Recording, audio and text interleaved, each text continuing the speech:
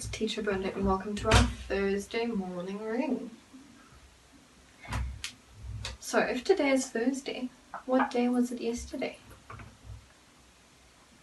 Wednesday. And if today is Thursday, what day is it going to be tomorrow? Tomorrow will be Friday. Very good. Okay. And can you remember the names of the days of the week? How many are there? 7 days of the week. So let's look at our cards. Monday is the first day of the week.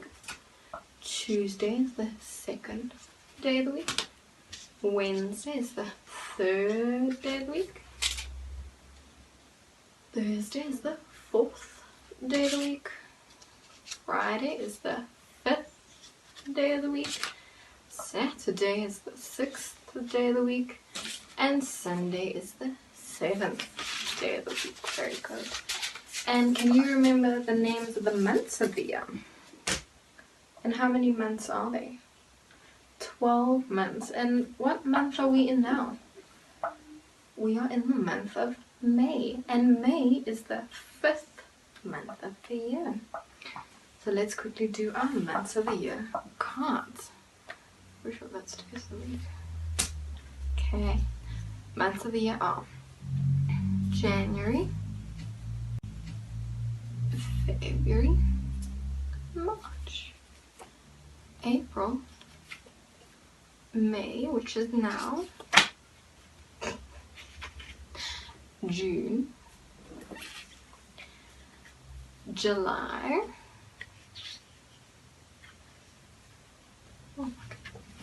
August, September, October, November, and December. Very good. Now, what's next? Let's do our alphabet song. We haven't done that this week, but I hope you've been learning your letter M that makes it sound Okay. So, let's sing our song. A, B, C, D, E, F, G, H, I, J, K, L, M, N, O, P, Q, R, S, T, U, V, W, X, Y, and Z. Now I know my ABCs. Next time won't you sing with me? Very good. Okay, so now what's next is feet flat on the floor. Wiggle out your hands and your fingers. Put you on your knees. Wiggle your shoulders loose, nice and loose. Twist your head a little bit if you can. I'm struggling because my neck is a little bit sore today. Okay. Close your eyes. Let's breathe in 1 and out through your mouth. Breathe in 2, out through your mouth. Breathe in 3 and out through your mouth. Blink your eyes open. Very good. Okay, so let's see. How can we feel today? We've spoken about being angry and frustrated. We spoke about being very happy, that we're ecstatic or excited and joyful. Let's talk a bit about sadness, because sometimes people think that you shouldn't feel sad. But you know what? Being sad is okay. Everyone feels sad now and then. But even if you do feel sad, don't feel bad about it. You're allowed to feel sad. There are many things in life that make us sad. Not seeing our friends, not being able to go to school, not being able to see our family. It's very sad. I know it's very sad.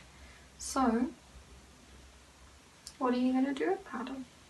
Well, the first thing you have to do is definitely talk to someone that you love and someone that you trust and tell them, I'm sad and this is why I'm sad. Can you help me feel better? And hopefully they can help you feel better. If they can't help you feel better, then it's going to be up to you to make yourself feel better. So if you are feeling sad, go hug someone. Hug someone that you love and that you hug someone you love and someone you're allowed to hug, because during this quarantine you're not allowed to hug everyone. So hug someone that you live with at the moment. Do your favorite things. Ask for your favorite snack or your favorite food. Go sit outside in the sun. You can sit outside and just put your hands on your knees and just breathe a little bit. Look at the sun. Not directly, but look at all the trees and the plants and see what animals you can find. Just be outside. The sunshine can often make us feel a little bit happy as well. Yeah. So if you're feeling sad, just know it's okay, and there's always someone that you can talk to. If you want to talk to me when you're sad, just ask mommy and daddy and we'll make a plan.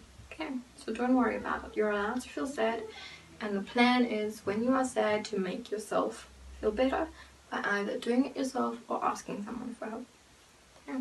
So let's move on to our theme discussion. This week we're learning about wild animals. So far we've learned that we are learning about the big five. We've learned about elephants, rhinos, lions, and leopards. So there's one more, wildebeest. So this is a picture. It's not the best picture, but this is a picture of a baby wildebeest. And wildebeest, just like elephants and lions, like being in a family, but their family is huge. They love being together with other animals. If you can see there in the background, there's a few zebra as well. They love being with a lot of their families and all their cousins and all their friends. They just love being together, and they love the water as well. So let me just do that.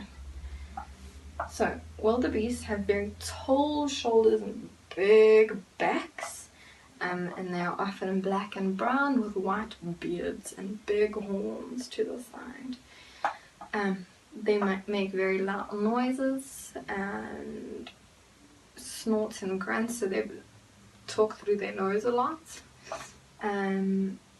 They like living, just like all the elephants, the rhinos, the lions, leopards, they like living in open grassy places like the deserts and the wild that we have here in Africa and South Africa. They are very active in the day but also at night, so they take little naps throughout the day and the night so that they can eat in the day and the night, and also so that they can protect themselves at night, because that is often when lions hunt them. So they have to be awake in the night and the day to make sure that they all stay alive and that they all get a chance to eat. Then there is this amazing thing that happens. I'm going to try and find a video for you to put on our WhatsApp group as well so you can all see, but it's called the Great Migration. So the Great Migration is where it happens now in May and in June next month, where all the wildebeest and some of the other animals, as you saw, some zebra join, some giraffe join, a lot of animals join together, and they move to a slightly warmer, slightly greener place where there is more food for them to eat during the winter months, and then once the winter's over they move back to where they originally live. So this is called the Great Migration, and it is an amazing thing to see. So I'll definitely make a plan. Oops, my battery's dying. So I'll definitely make a plan to get us a video to show everyone. And that is our room for today. So I hope you had fun, and I'll see you and the puppy maybe later for our activities. Bye guys.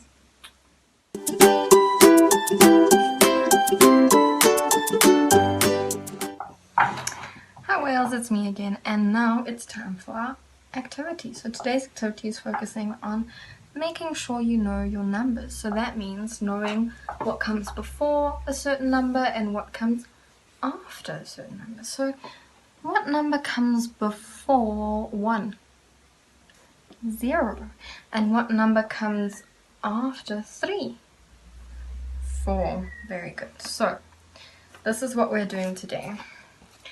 It looks fun, but it also looks difficult. But trust me, you can do this. Okay.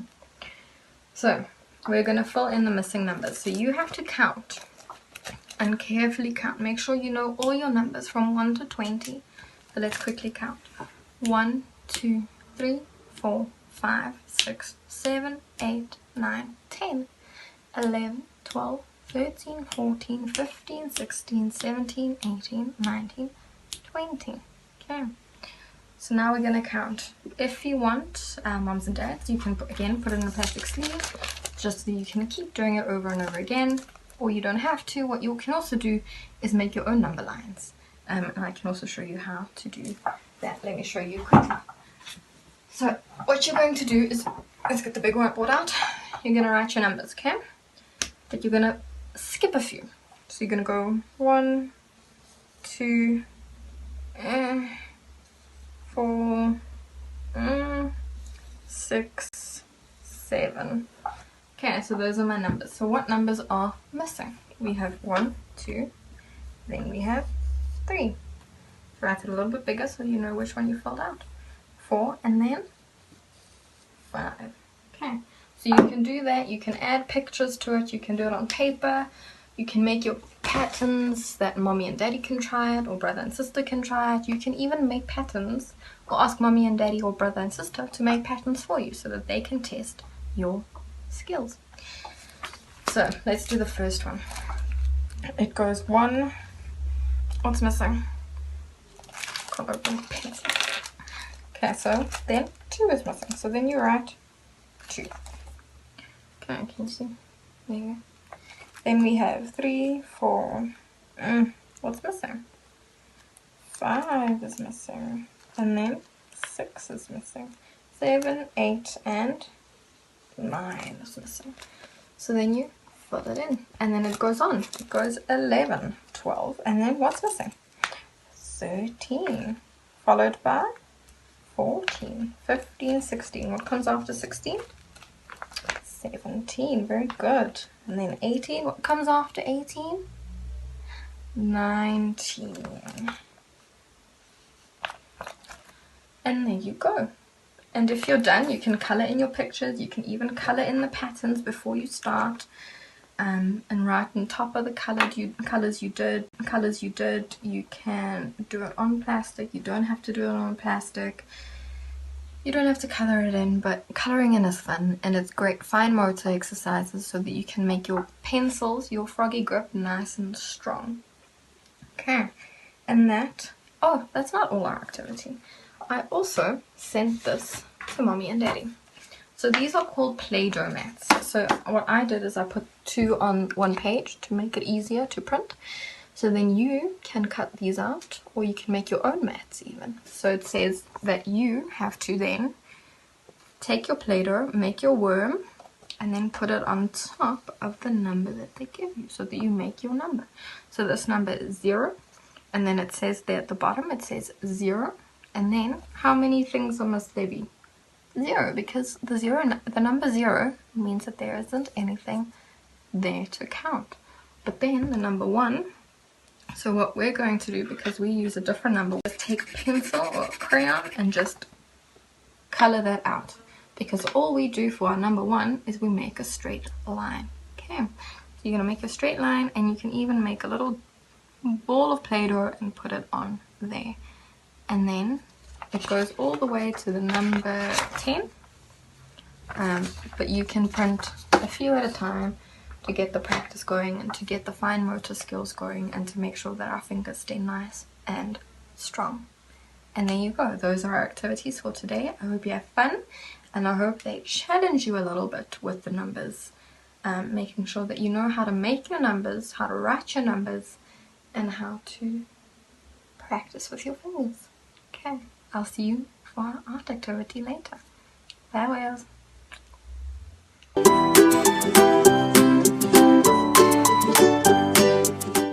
It's me again, and it's time for our art activity. So today we are going to make a leopard. I know. So what you're going to need is a pencil, a and your paint and your water if you are using water paint. If you have nice paint that can go on your hands, what you can do is paint your hand and put a handprint on. If you are like me and you don't have paint that will go on your hands, you're just going to draw a hand. So what you're going to do is you're going to take your hand, the one that you don't write with, you put it down, you're going to trace your hand, and then you're going to paint it. Now what color is a leopard? A leopard is almost like a gold yellow, so we're going to do a yellow color. And what color is the leopard spots? Brown or black. And that is what we're going to do. Our thumb will be the head, and then you're just going to draw your own tail, okay? Because remember, we need 4 paws, so these 4 fingers will be the 4 paws or the 4 legs of your leopard. So let's get started.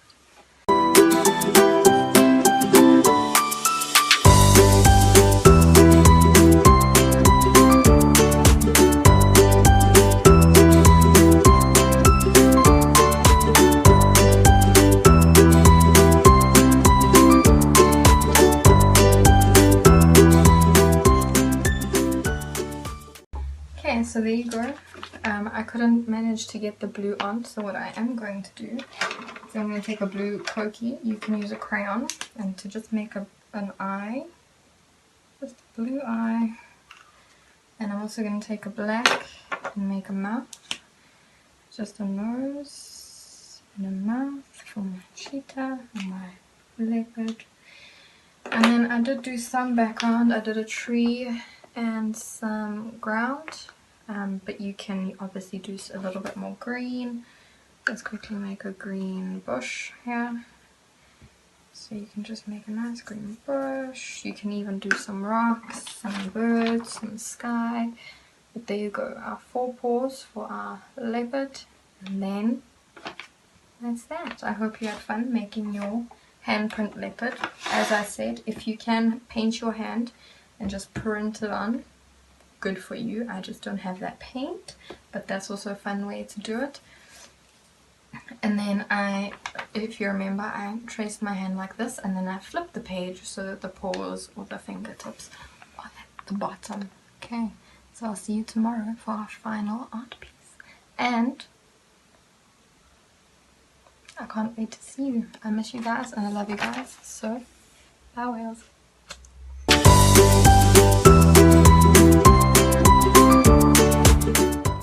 The African Orchestra by Wendy Hartman and Joan Rankin. Oops. Cicadas, crickets, beetles and frogs, seed pods, cocoons, hollowed out logs. Crackling fires, the patter of rain, thundering hooves on the African plain. Birds in the air, in the trees, on the land. Wind in the grass, through the leaves, over sand. Hey!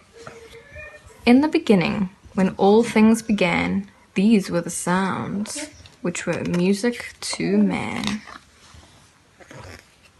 Here in the warmth is the snap and the crackle. There's the shh in the seed pod rattle. We are the click on the fingertips. We are the hum on the singer's lips. Ours are the songs of the river reed flute. My song belongs in the strings of the lute. I am the frog that sings to the moon. This is the bell that captures my tune. We are the herds that gallop and run. We rumble and boom in the African drum. Through African nights and African days, this is the music the orchestra plays. And when Africa sleeps, in that silence it seems, Just the song of the stars is heard in all dreams. The end.